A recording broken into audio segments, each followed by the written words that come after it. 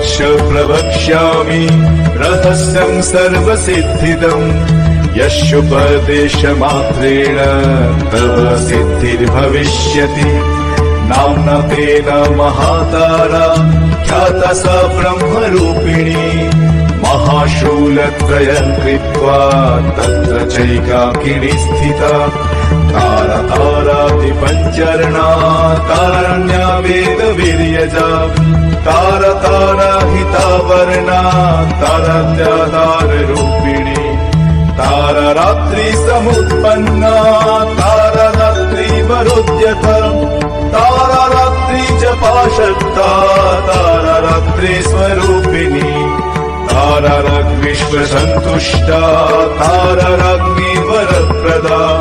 तारा राज्ञी स्वरूपा च तारा राज्ञी प्रसिद्ध्या।